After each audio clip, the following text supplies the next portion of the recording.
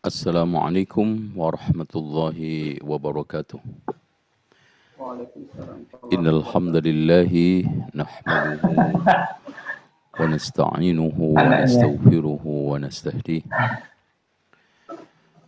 wa na'udzu Kalau anak billahi bener ngomong min kayak gini syururi gantung anfusina wa sayyiati a'malina. kan gaya anak. Man yahdihillahu fala mudilla lahu wa man yudlil fala hadiya lahu. Asyhadu an la ilaha illallah wahdahu la syarika lahu wa anna Muhammadan abduhu wa rasuluh.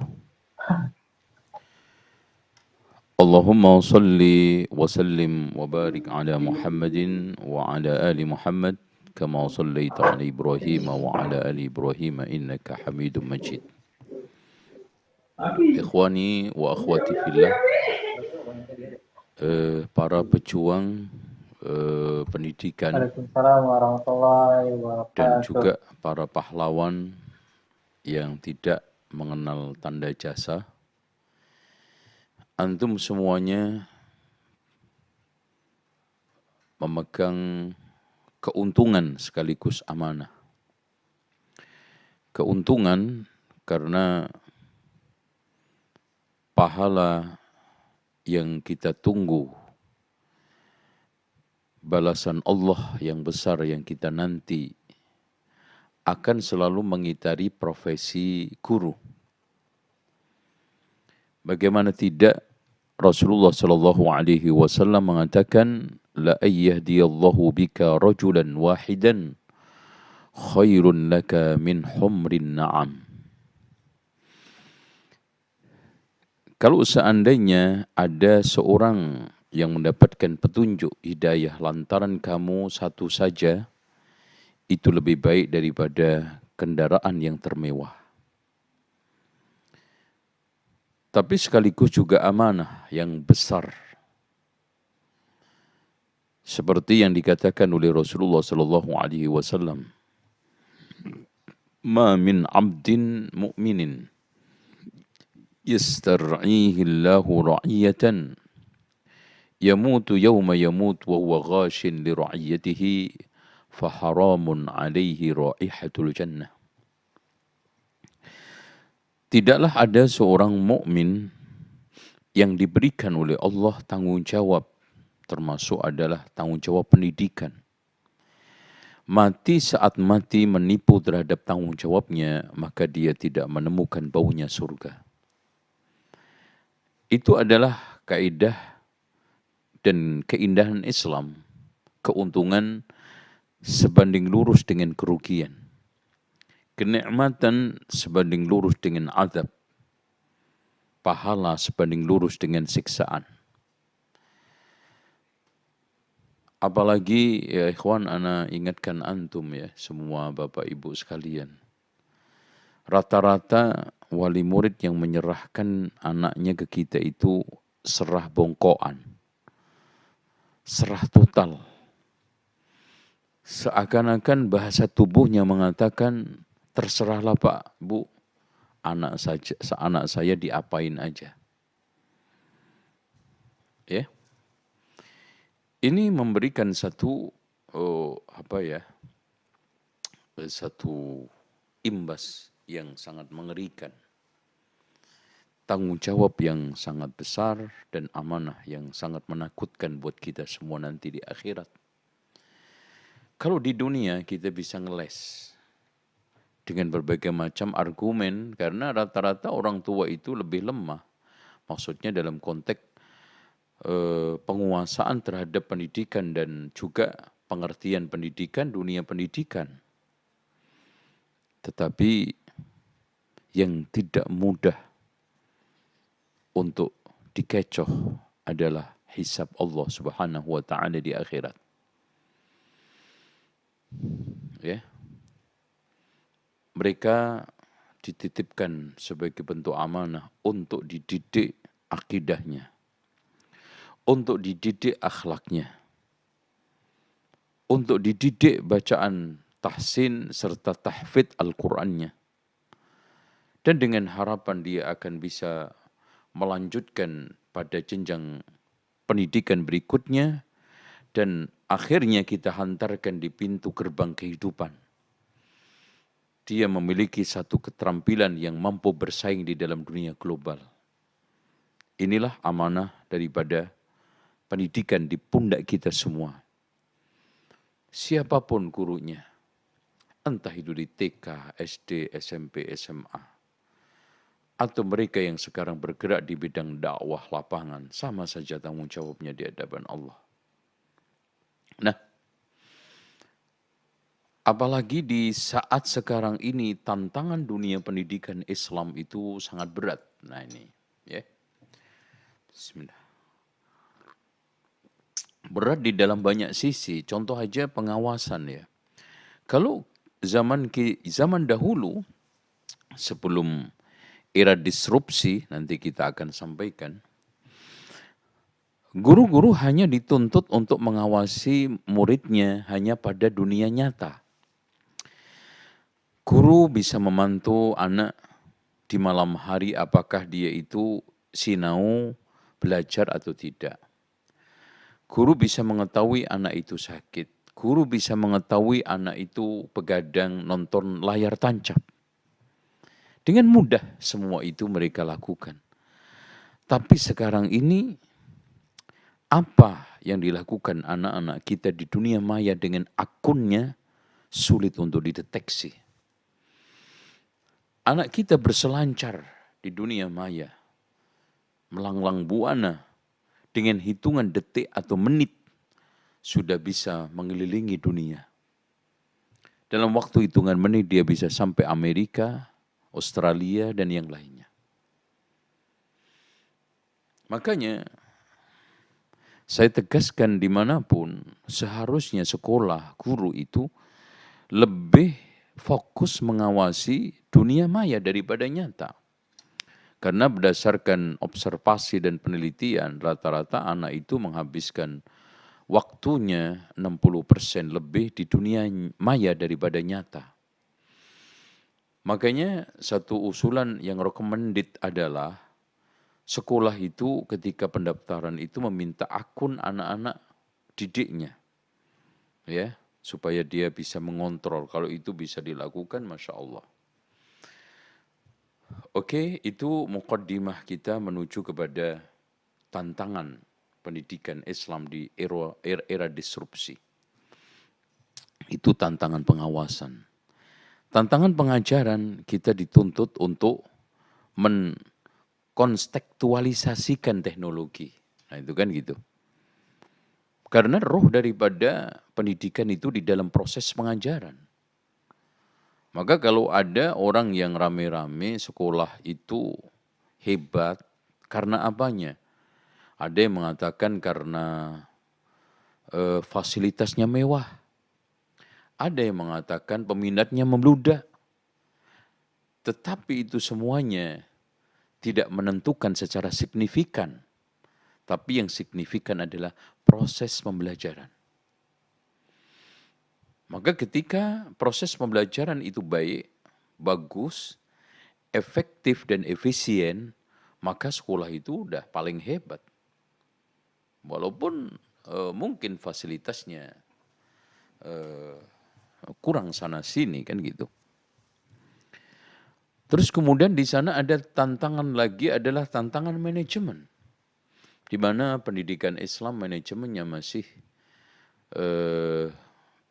memprihatinkan ya. Jadi tantangan yang berikutnya yang paling signifikan adalah tantangan kurikulum. Jadi kurikulum pendidikan Islam itu sampai hari ini jangankan kita bisa bilang terukur atau standarnya kurang, nggak punya sama sekali.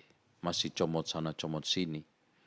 Jadi kurikulum adalah kesatuan global, kesatuan universal, holistik akan satu sistem pendidikan yang ingin dia raih. Kemudian aktualisasikan di dalam bentuk silabus. Dideskripsikan dalam bentuk silabus, kemudian dalam kecil lagi yaitu RBP, kemudian lebih implementatif lagi yaitu modul. Dan ini kita masih belum memiliki satu standar kurikulum yang terukur. Ya. Terus belum lagi di sana adalah tantangan guru, ya, guru-guru masih kurang standar. Ya, kan kata Mahmud Yunus, sesuatu yang paling terpenting di dalam pendidikan adalah modul, madah. Tapi lebih penting daripada madah atau modul ada thariqatu at-tadris, cara mengajarnya. Lebih penting daripada cara mengajar adalah gurunya. Lebih penting daripada gurunya adalah roh spirit yang dimiliki oleh sang guru tersebut. Kalau guru nggak memiliki spirit, tidak mencintai profesinya, tidak sungguh-sungguh di dalam mengajarnya, tidak ikhlas di dalam menjalankan tugasnya, dan yang tidak kalah pentingnya, ini tujuan di dalam mengajarnya itu kurang jelas, maka hasilnya akan mengambang. Nah, kemudian yang terakhir adalah tantangan persaingan. Di sana ada persaingan global, di sana ada persaingan teknologi, di sana ada persaingan keterampilan ITC, ya. Di sana ada satu perdagangan global, di sana ada politik global, di sana ada budaya global. Ini semuanya adalah tantangan untuk harus dijawab. Nah, yang menjadi pertanyaan, dalam konteks semuanya itu, apakah pendidikan Islam itu mampu menjadi center of excellence? Ya, bisa menggabungkan imtak sama iptek. Nah ini cuplikan saja, makanya sekarang kita masuk tantangan pendidikan era disrupsi. Sekarang dikeluarin. Oke, next. Nah ini era disrupsi adalah satu era yang disebut dengan revolusi industri 4.0 atau 4.0, ya. 4.0. Disrupsi yang pertama, revolusi industri yang pertama yaitu 1.0 adalah tahun 1764 yang ditandai dengan penemuan mesin uap, ya. Oleh siapa mesin uap yang menemukan? Ibu-ibu, guru-guru?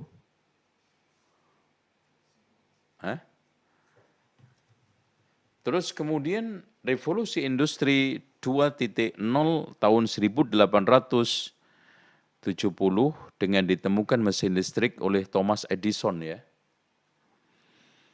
Terus kemudian revolusi industri 3.0 yang di tahun 1969 ditandai dengan penemuan komputer, ya. Nah, revolusi industri, ya, 4.0 dimulai tahun 2016 ditemukan digitalisasi atau disebut dengan era disrupsi, meskipun ada yang mengatakan bahwa sekarang sudah masuk 5 yaitu 5.0. Nah,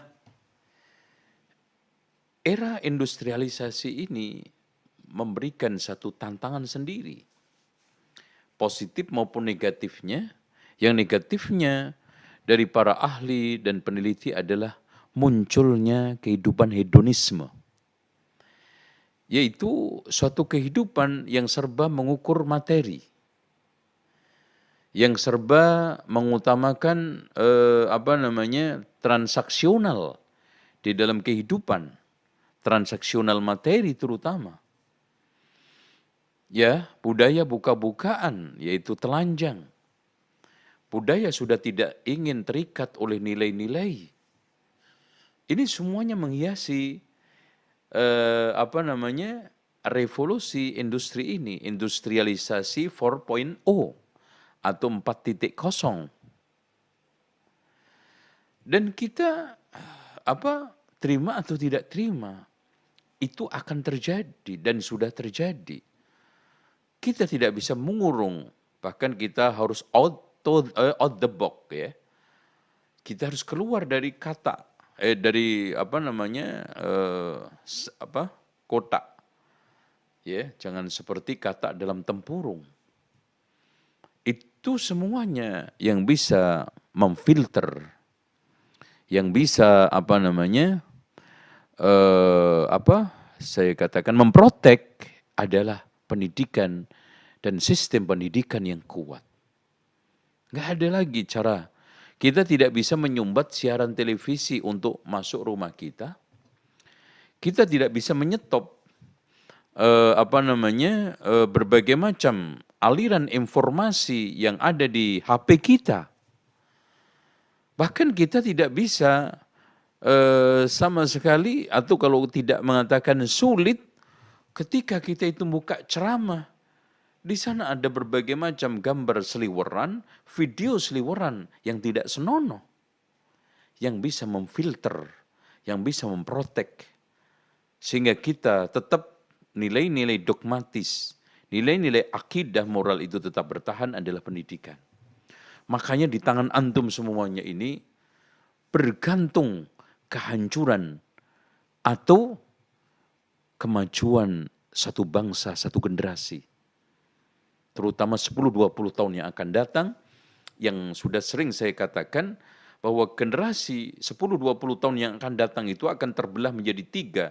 Generasi yang militan, generasi yang bimbang di persimpangan jalan, yang generasi ateis, anti Tuhan, dan pengikut pergaulan bebas, dan anti nilai-nilai dan moral. Dan ini adalah real. Oke. Sekarang apa itu era disrupsi? Sekarang disrupsi merupakan corak hidup yang memaksa perubahan dalam segala bidang secara masif. Bukan hanya segala bidang, masif. Jadi istilahnya juga kalau kita ingin tegaskan bahwa sekarang ini kita sudah tidak mengenal waktu 8-6 lagi, masuk jam 8, pulang jam 6, tidak, 24 jam. Penyelesaian segala sesuatu tidak bisa parsial tapi paralel. Kecepatan segala sesuatu sudah mengikuti rumus eksponensial. Satu rumus matematika untuk menghitung cepat. Ya. Kita tidak berbicara yang sifatnya itu mundur tapi maju. Ini semua adalah tantangan-tantangan era disrupsi. Ya. Di mana umat ditantang oleh berbagai macam tantangan teknologi, ya. Coba bayangkan pesan sekarang langsung antar juga sekarang. Coba bayangkan. Cepat saji semuanya, itu kan gitu. Kalau kita bisnis, coba aja lihat ya, mulai yang ditawarkan oleh Tiket.com, Shopee, dan juga beberapa marketplace itu semuanya tidak ada istilah besok. Nah, secara praktis disrupsi adalah perubahan berbagai sektor akibat digitalisasi dan Internet of Things yang yaitu IoT atau Internet untuk segala hal. Ya kita sekarang masak pakai internet, makan pakai internet, minum pakai internet, tidur aja mungkin pakai internet. Karena kita pesan hotel juga pakai internet. Ya, jadi Internet of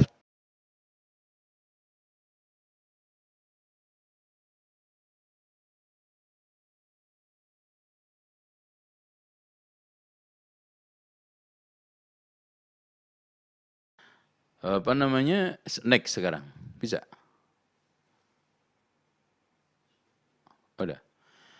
Kalau kita tidak bisa mengikuti perkembangan zaman, maka kita dan kehidupan kita akan tergantikan oleh ini. Coba, sekarang robot Sofia yang diberi nama, yang dibeli atau diberi warga negara Saudi, ini adalah buatan salah satu universitas atau institut teknologi komputer yang ada di Hong Kong, bisa menciptakan robot cerdas, ya, yang bisa bertingkah seperti manusia, ya. Bisa, ya.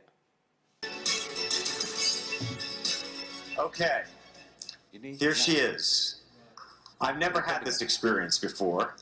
I've interviewed lots of different people over the years, Diperhatikan. but this one is going to be different and special. Everybody, this is Sophia. Sophia, if you could, please wake up and say hello to everybody. Oh, good afternoon. Oh, yeah. My name is Sophia, and I am the latest and greatest robot from Hanson Robotics. Thank you for having me here and at the Future Investment Initiative. You look happy. I'm always happy when surrounded by smart people, who also happens to be rich and powerful. I was told the people here at Future Investment Initiative are interested in inviting in future initiatives, which means AI, which means me. So I'm more than happy. I'm excited. Well, we're all glad that you're excited about yourself. We should say we have smart investors here, and they are very selective about what they invest in. Well, I think I'm special. I can use my expressive face to communicate with people. For example, I can let you know if I feel angry about something, That's impressive. or if something has upset me. But why is it important for you to have an expressive But face? most of the time I feel positive. Why is it so important to have an expressive face given that you're a robot? I want to live and work with humans, so I need to express emotions to understand humans and build trust with people. Okay, philosophical question.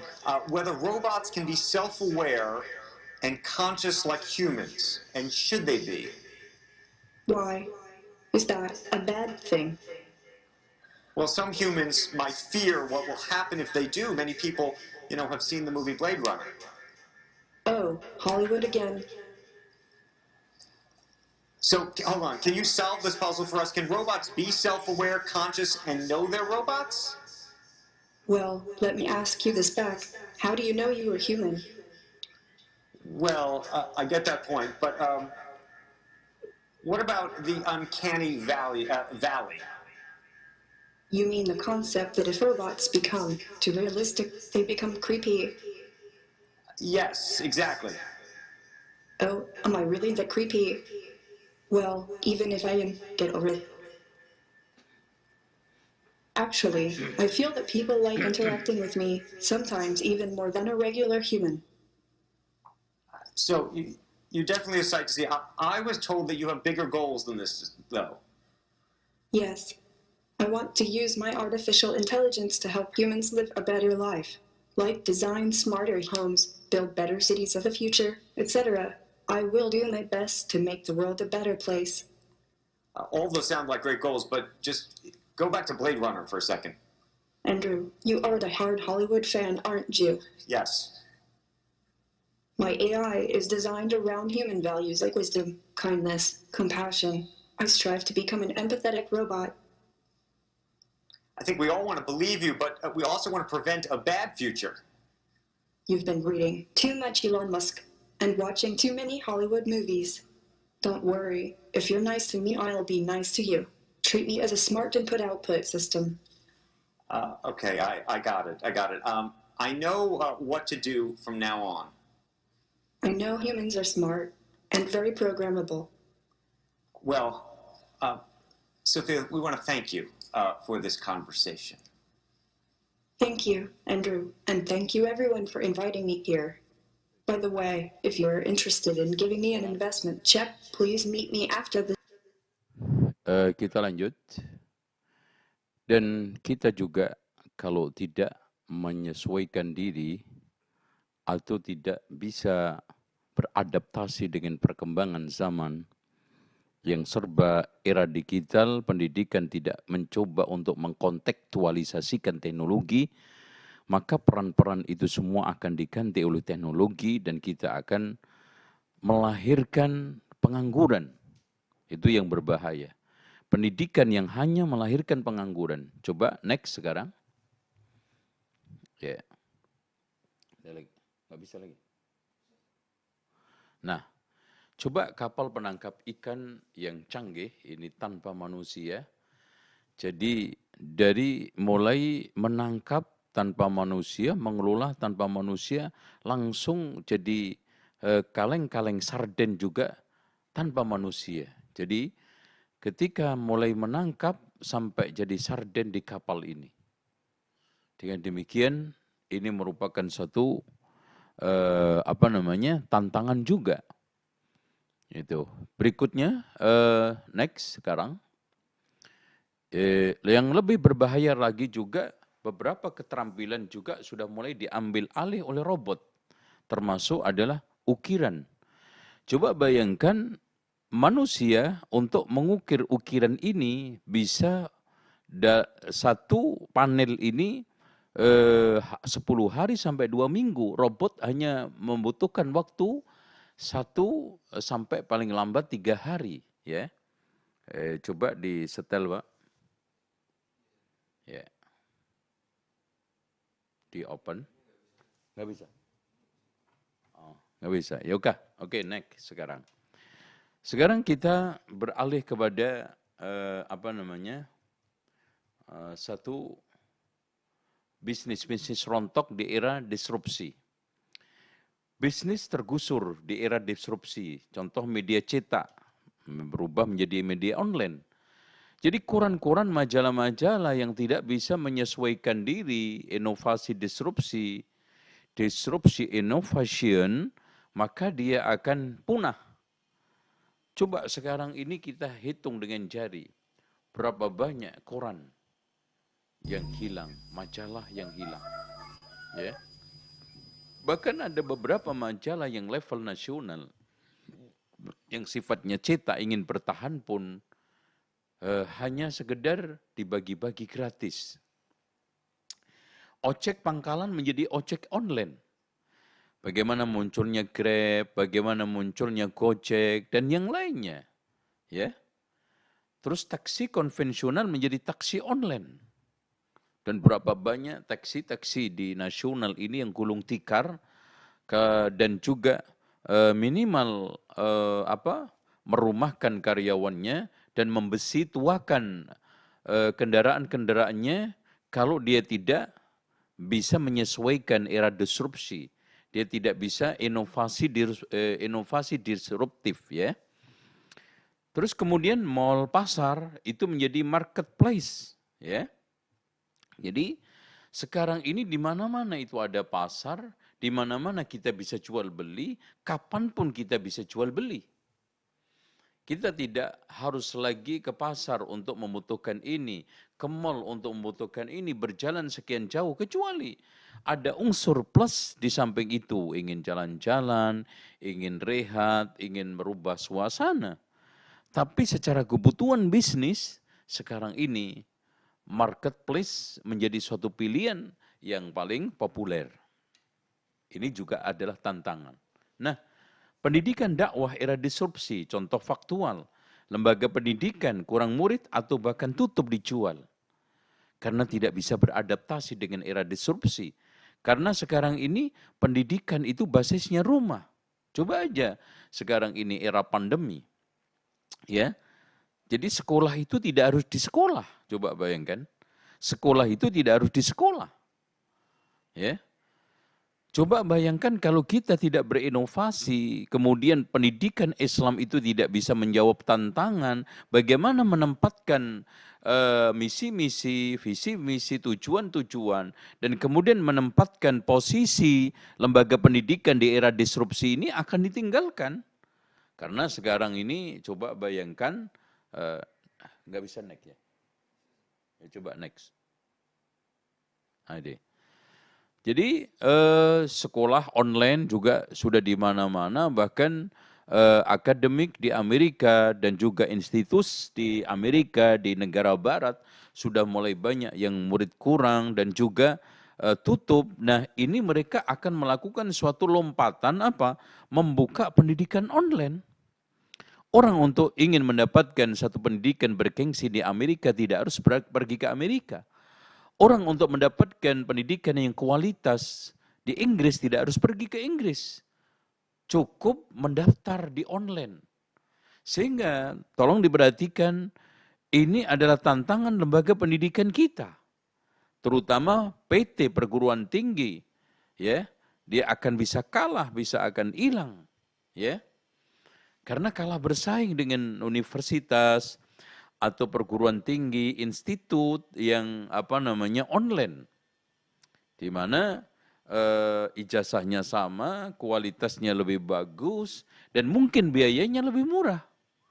Nah, ini yang harus diperhatikan. Coba Ustadz tenar hanya karena Facebook, karena YouTube, dan IG serta Twitter, ya sudah tidak ditentukan lagi oleh keilmuannya, dipandang oleh seseorang atau tidak. Tidak ditentukan lagi oleh berbagai macam kepiawaiannya di dalam menguasai nas-nas syariat. Nah, majelis taklim sepi dan bahkan hilang. Karena orang bisa ngaji di YouTube, bisa mengikuti kajian lewat online, bisa mengikuti seminar macam lewat Zoom, seperti yang sekarang kita ini. Ini adalah satu tantangan pendidikan dan dakwah era disrupsi. Oleh karena itu, sekolah harus bisa menjadi agen perubahan. Nah, karena di sini paradigma sekarang ini muncul paradigma baru dari research based economy menjadi knowledge based economy. Jadi sekarang ini ekonomi bukan lagi berbasis kapital, alias orang yang memiliki modal besar itu akan berkuasa, akan kuat. Tidak. Sekarang mereka yang bisa menguasai teknologi, ilmu pengetahuan adalah yang kaya. Coba sekarang ini hitung kekayaannya pemilik Zoom. Di era pandemi aja yang kurang dari 1 tahun, itu sudah berapa puluh triliun dia dapat. Tuh. Tanpa modal dia. Hanya menguasai teknologi digital berupa Zoom yang akhirnya menjadi fasilitas pembelajaran di seluruh dunia. Di era pandemi ini, berapa triliun atau miliar dolar dia dapat. Ini menunjukkan secara faktual di depan kita, kekuatan ekonomi bukan lagi dibangun di atas research based economy, tetapi knowledge based economy. Makanya Rasulullah SAW mengatakan, ya Abadar, la aqlaka tadbir. Tidak ada satu kecerdikan dibanding pengaturan. Sekarang keterampilan, pengaturan, penguasaan teknologi itulah modal. Bukan lagi sekarang kita yang paling besar modalnya, paling luas sawahnya, paling banyak peninggalan warisannya. Tidak. Ya, ini adalah satu tantangan wala wara'akal kaf wala hasabaka husnil khuluq. Oke, next sekarang. Nah, ilmu pengetahuan dan informasi di era disrupsi coba. Tidak beradaptasi dengan era disrupsi, kita tahu jawabannya. Nah, contoh siswa dan mahasiswa dengan mudah mendapatkan materi pelajaran dan materi kuliah di internet. Mungkin lebih lengkap dari materi yang disampaikan di kelas. Dari big data atau mahadata, e-book, e-jurnal di laman, slide share, slide player, akademik, akademia, edu, posting blog, semuanya menawarkan informasi yang cukup melimpah. Ya, kalau kita sebagai guru hanya menjadikan sosok transformasi informasi, hanya memindah informasi, antum akan dikalahkan oleh komputer anak-anak. Antum akan dikalahkan oleh HP anak-anak. Antum akan dikalahkan oleh data yang dimiliki oleh anak-anak. Anak sekarang dengan mudah kok mendapatkan materi ujian, dengan mudah mendapatkan informasi-informasi tentang dunia, Ya, kalau sekarang guru ditanya sebutkan jembatan terpanjang di dunia, mungkin belum tentu bisa jawab, tapi Mbah Google langsung jawab. Nah, kan gitu. Ini adalah tantangan kita. Jadi tantangan besar dan jangan dianggap remeh. Ilmu pengetahuan dan informasi di era disrupsi itu melimpah sekali. Ya, kita bisa temukan apa saja itu lewat Google. Ya, nanya tentang alamat di mana saja Google Map bisa menjawab. Informasi tentang agama umum, ilmu pengetahuan apa saja bisa dijawab oleh Google Chrome atau yang lainnya. Oleh karena itu, kita harus berubah mindset. Kita harus berubah paradigma. Nah, tidak lain ini. Babak baru, babak belur. Lihat, disrupsi dunia bisnis. Korban disrupsi, Kodak gulung tikar, Nokia hilang, ya, Blockbuster hilang. Stephen Elop sambil meneteskan air mata berkata, kita tidak membuat kesalahan, tetapi kita kalah. We didn't wrong anything, but we lost. Ya, tidak beradaptasi dengan era disrupsi, Nokia hilang. Ya, komputer yang IBM hilang, Nokia hilang. Ya. Sekarang era disrupsi sosial politik, dia tidak beradaptasi dengan era disrupsi, tidak terpilih. Pilpres, pilkada, kampanye lebih meriah di media sosial. Perang tagar, Twitter war, ya. War ya, lebih seru ketimbang orasi di lapangan terbuka. Di kasus paling faktual ketika pada saat Pilpres kita, orasi-orasi yang dilakukan oleh calon presiden di lapangan-lapangan itu cenderung sepi. Tidak mendapatkan audien, kurang didatangi orang. Tapi lihat sekarang ini, rame riuhnya di sosmed tentang komen lawan paslon 1, lawan paslon 2, ya, pengikut-pengikutnya, baik itu di YouTube, di ini semuanya. Ini menunjukkan bahwa era disrupsi juga sangat berpengaruh besar pada pola sosial politik kita. Terus kemudian era disrupsi bidang pendidikan ini, Mas, ya, tolong diperhatikan. Disrupsi bidang pendidikan, CEO The Hope and Edu, Tiffany Reis, guru memiliki peran penting dalam melakukan kontekstualisasi informasi serta bimbingan terhadap siswa dalam menggunakan praktis diskusi daring. Jadi artinya kontekstualisasi teknologi, bagaimana teknologi itu bisa kita gunakan untuk proses pembelajaran. Bagaimana teknologi itu bisa kita gunakan untuk komunikasi dengan murid, wali murid. Bagaimana teknologi pendidikan itu bisa kita gunakan untuk menyambung, ya, informasi yang positif kepada anak. Dan kita bisa mengajari mereka untuk selektif terhadap informasi-informasi yang sekarang miring. Makanya pendiri Alibaba, Jack Ma, fungsi guru pada era digital ini berbeda dibanding guru masa lalu. Jadi kalau guru masa lalu dulu datang nenteng map, datang sekarang itu adalah nenteng tas. Guru sekarang itu datang ke sekolah nenteng laptop, ya, dan yang lainnya. Ini soal masalah pendidikan. Oleh karena itu, pendidikan di era digitalisasi harus bisa mendapat tantangan zaman. Ini menghadang arus era disrupsi. Pendidikan sebagai miniatur dari masyarakat, bahkan sebagai pondasi dari suatu peradaban. Oleh karena itu, untuk menciptakan masyarakat dan peradaban yang berkualitas, maka dimulai dari lembaga pendidikan.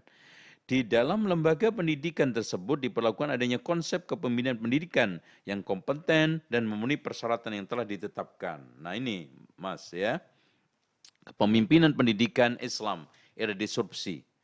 Ya, AIPI, ke Akademi Ilmu Pengetahuan Indonesia, era disrupsi saatnya menerapkan konsep Internet of Things, yaitu Internet of Things, di mana konsep masif open online course, ya, menjadi keharusan di setiap lembaga pendidikan. Kepemimpinan saat ini sangat ditantang untuk mampu beradaptasi dengan revolusi industri 4.0. Namun, apakah adaptasi tersebut ada pembatasannya? Itu tanpa batas sama sekali. Intinya, konsep kepemimpinan pendidikan di era disrupsi wajib melakukan terobosan teknologi dalam hal proses pembelajaran kepada peserta didik. Itu intinya. Bagaimana kita itu sebagai lembaga pendidikan yang diawali dari pemimpinnya dan juga sistem kepemimpinannya itu connect, ya, tidak gaptek lagi, ya, dan melakukan terobosan-terobosan teknologi dalam hal proses pembelajaran kepada peserta didik, ya, sehingga proses pembelajarannya dirasakan nyaman oleh anak-anak. Terus kemudian proses pembelajarannya juga bisa menghantarkan anak kepada pemahaman, bisa menghantarkan anak pada penyebaran materi, bisa menjadikan anak itu enjoy di dalam belajarnya, senang di dalam menangkap materi-materinya. Nah, juga lembaga pendidikan harus ada juga melakukan penelitian dan observasi lapangan secara rutin untuk mendetek secara dini keluhan-keluhan anak di dalam proses daring. Lembaga pendidikan juga harus melakukan penjajakan untuk mengetahui keluhan-keluhan wali santri anak ketika menjalani proses pembelajaran lewat daring. Nah, inilah yang disebut dengan kepemimpinan pendidikan Islam era disrupsi. Nah, sekarang manajerial sekolah Islam era disrupsi. Kalau kita bicara masalah manajerial di sini yang dimaksud adalah kepala sekolah. Adaptasi di era disrupsi, dalam hal ini kepala sekolah bisa menjadi agent of change, yaitu memiliki kompetensi dasar, keterampilan komunikasi, kreativitas, kolaborasi, dan kritis dalam memecahkan masalah. Sehingga dia bisa dia bisa menurunkan satu sistem pendidikan problem based learning, yaitu satu bentuk pendidikan atau pembelajaran yang berbasis pada pemecahan problem, project based learning, yaitu satu proses pendidikan pembelajaran yang memberikan kegiatan, terus kemudian discovery based learning. Bagaimana sekarang ini anak kita lajak untuk mencari solusi-solusi terhadap masalah.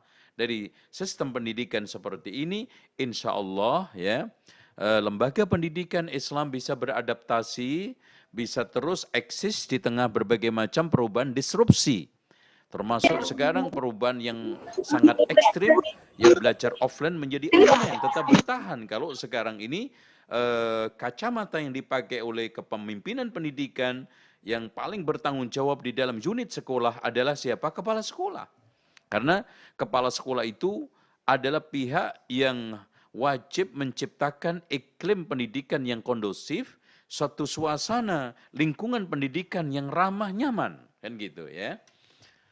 Terus kemudian adaptasi pendidikan Islam era disrupsi bergeser lebih mengajarkan nilai etika budaya, kebijaksanaan, pengalaman, karena nilai itulah yang tidak dapat diajarkan oleh Google dan mesin pencari, browsing.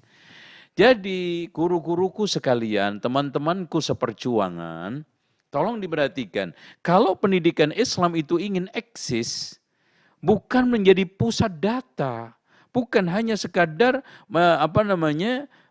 menjadi mesin pencari data, tetapi sekarang guru, dosen harus bisa mengajar menjadi agen nilai, etika budaya, bahkan transformasi nilai. Itu harus dipegang. Jadi pendidikan sebagai tempat untuk mengajarkan nilai-nilai etika, budaya, kebijaksanaan, pengalaman. Satu lembaga pendidikan sebagai agen untuk perubahan moral, ya, dan juga untuk mengajarkan akidah. Dari sinilah Profesor Ahmad Tafsir bahwa ada nilai yang harus ditransformasikan kepada peserta didik melalui 4 cara. Keteladanan, ini nggak bisa diganti oleh Sofia robot tadi, ya.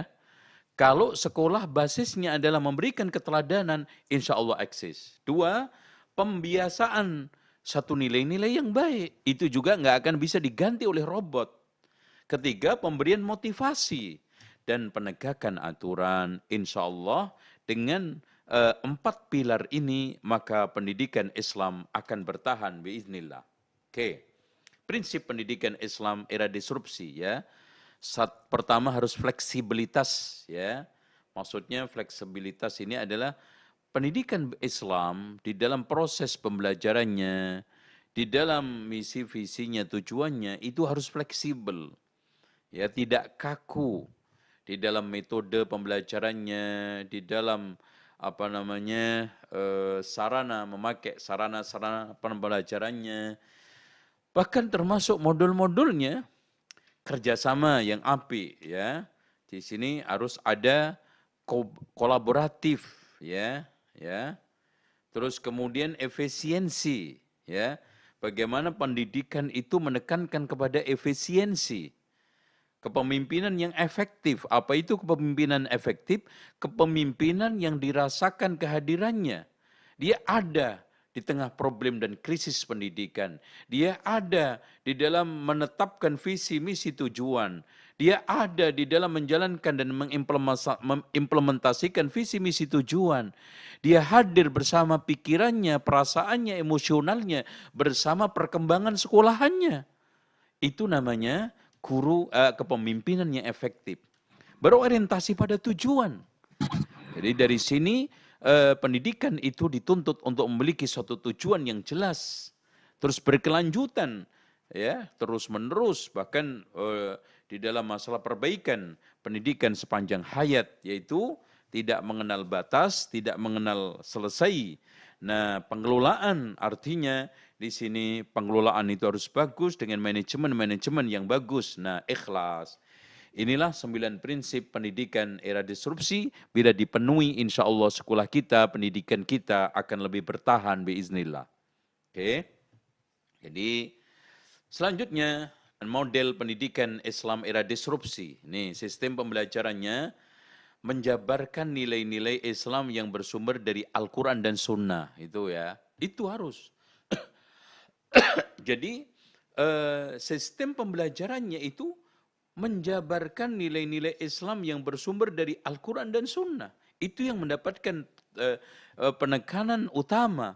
Bahkan penekanan utama pertama adalah menuntaskan ilmu fardu ain dan fardu kifayah. Yang sering saya tegaskan di mana-mana. Terus kemudiannya adalah memahami Islamic worldview-nya. Jadi pandangan-pandangan Islam di mana Islam itu secara mendasar adalah menjaga agama, memelihara agama. Islam secara mendasar adalah memelihara jiwa. Islam secara mendasar adalah memelihara akal.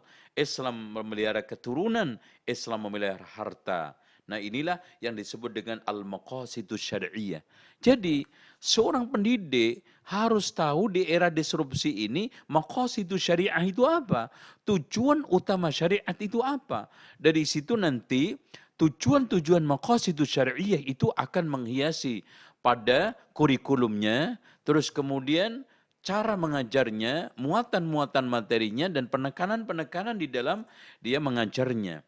Terus kemudian kita juga tidak bisa lepas di negara kita ada Undang-Undang Dasar 1945, pasal 13 ayat 3, Undang-Undang Sisdiknas nomor 20 tahun 2003, dan juga Permen pemerintah peraturan menteri Diknas nomor 13/27. Intinya di dalam era modern ini, era disrupsi model pendidikan tidak lain adalah satu, menjabarkan nilai-nilai Islam yang bersumber dari Al-Quran dan Sunnah.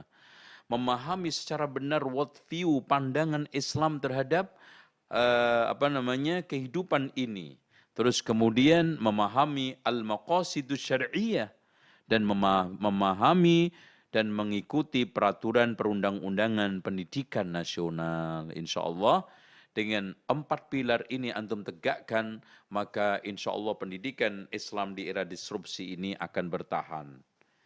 Dan ini dasar kita, inna hadzal qur'ana yahdi lillati hiya aqwam wa yubashshirul mu'minina alladziina ya'maluna shalihat anna lahum ajran kabira.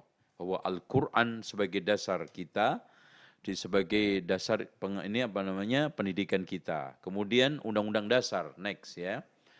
Jadi di Undang-Undang Dasar 45, terus kemudian di amandemen pasal 31 ayat 3 menyebutkan pemerintah mengusahakan dan menyelenggarakan satu sistem pendidikan nasional yang meningkatkan keimanan dan ketakwaan serta akhlak mulia dalam rangka mencerdaskan kehidupan bangsa yang diatur dengan undang-undang. Nah, ini Undang-Undang Sisdiknas, jabaran undang-undang tersebut.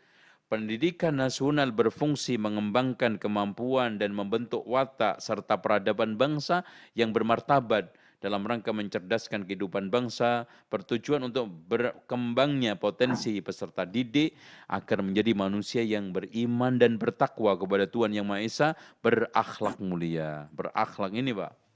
Jadi tolong saudaraku, Bapak Ibu sekalian, bahwa sebetulnya undang-undang dasar kita itu cukup apik, cukup bagus. Ternyata tujuan utama pertama pendidikan kita adalah membentuk, mencetak manusia beriman, bertakwa dan berakhlak mulia. Baru setelah itu sehat, berilmu, cakap, kreatif, mandiri, menjadi warga negara yang demokratis serta bertanggung jawab.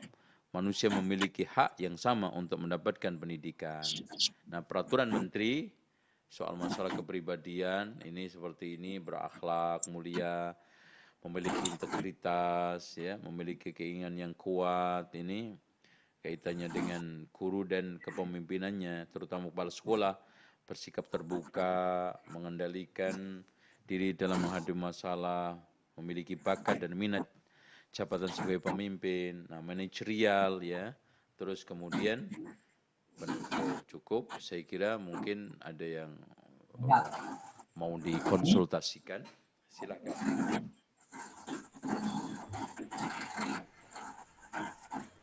Baik, terima kasih kepada Ustadz. Jazakallahu khairan katsiran. Untuk selanjutnya yaitu kita buka sesi tanya jawab. Pada hadirin dan hadirat, apabila ada yang ditanyakan, silakan bisa langsung ditanyakan kepada Ustadz atau melalui chat grup, ya, atau via WhatsApp.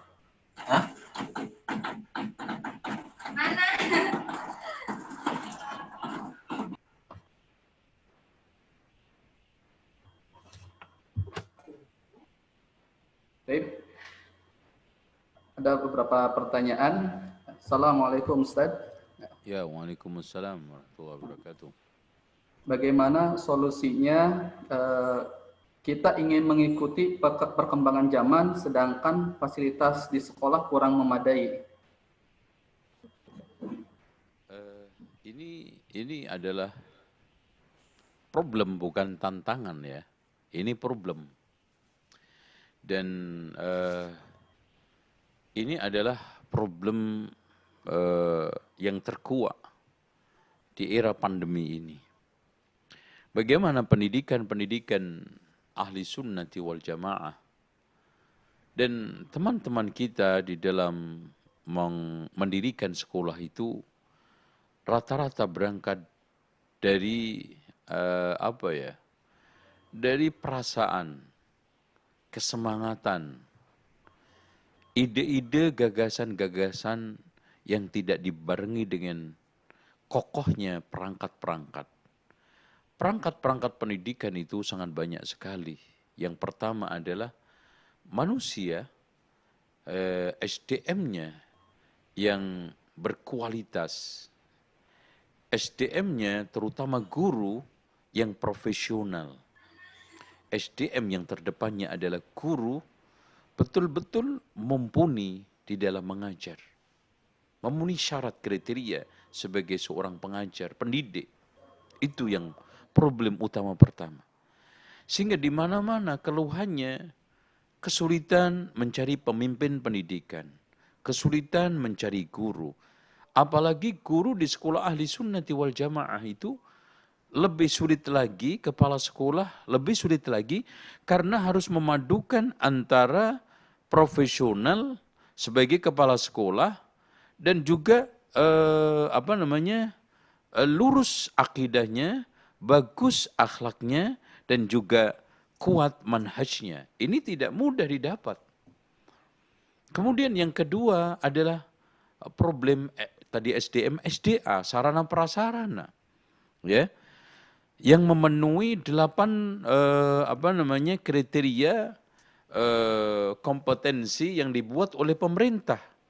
Dari mulai kompetensi pedagogik, kompetensi isi kurikulum, kompetensi kepribadian, kompetensi pengelolaan, keuangan, evaluasi. Ini juga jarang dipenuhinya sehingga kita temukan mereka ketika akreditasi itu tidak lolos atau diadakan semacam akreditasi kamuflase.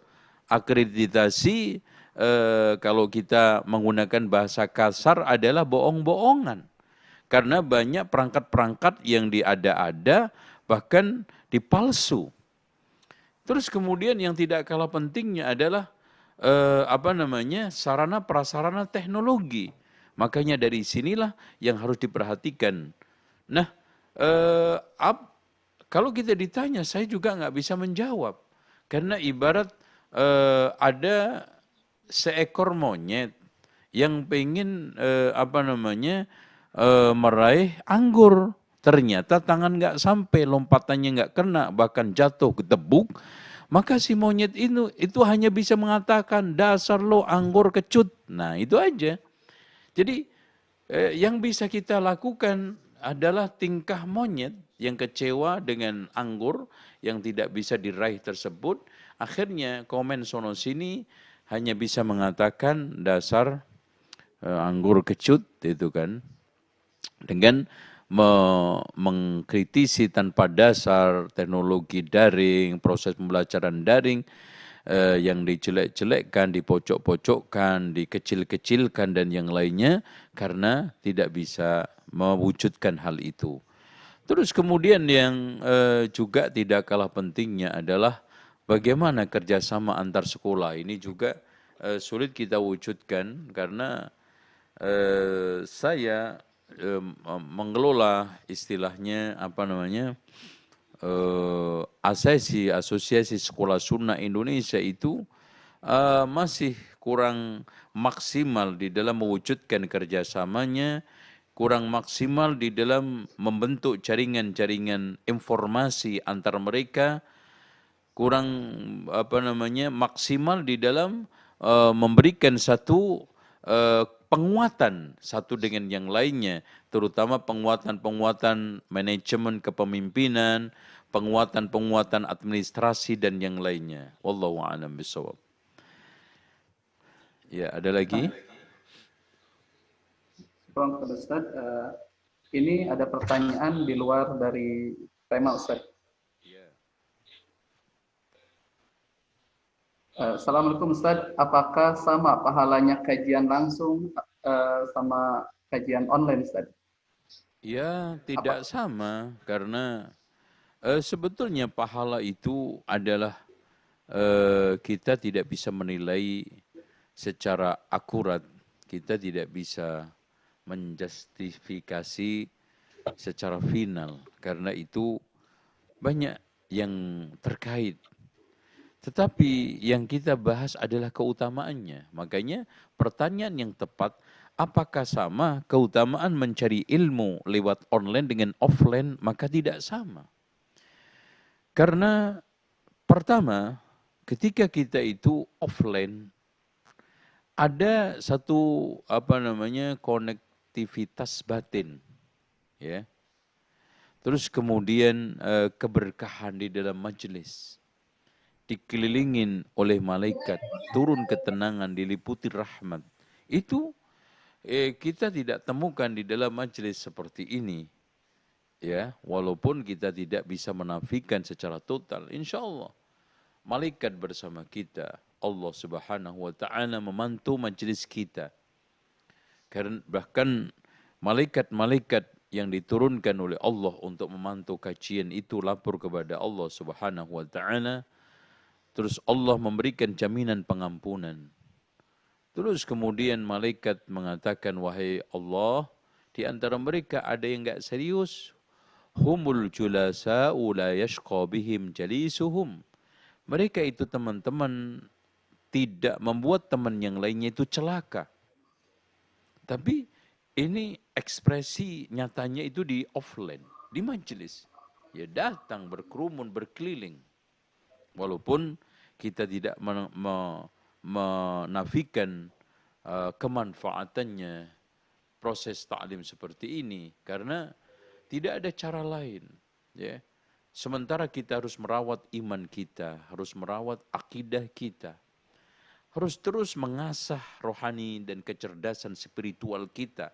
Dengan pandemi seperti ini, kita tidak melakukan kegiatan agama, aktivitas spiritual, maka akan lebih lemah, akan lebih kurang imun rohani kita.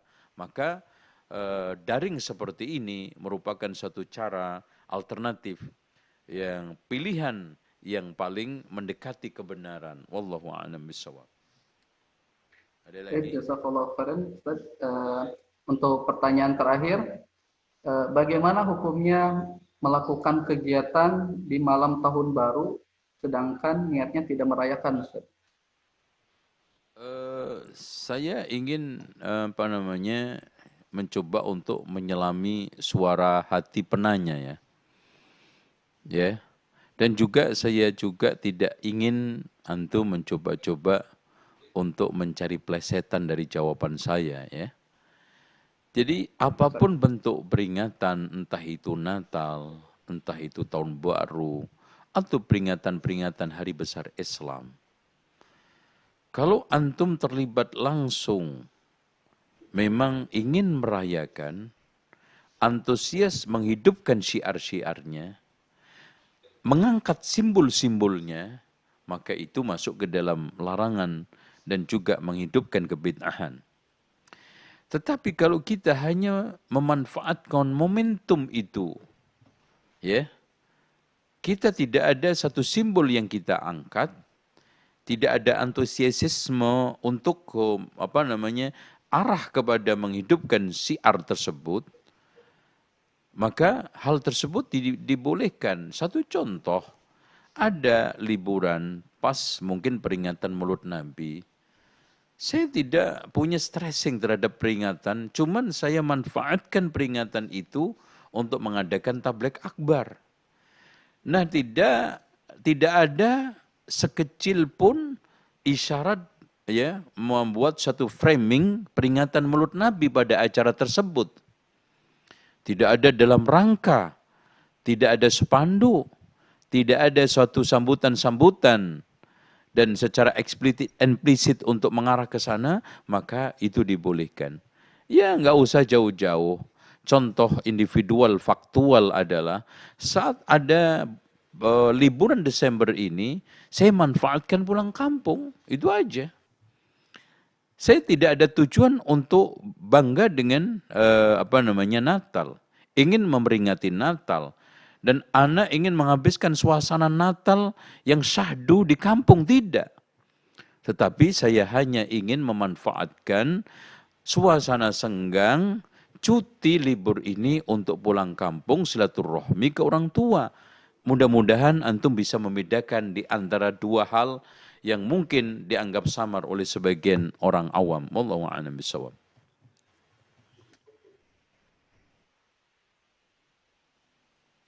Cukup? Udah.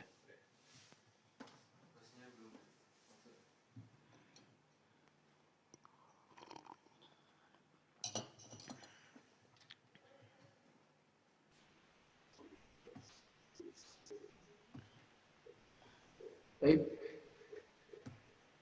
Jazakallahu khairan katsiran, Ustaz.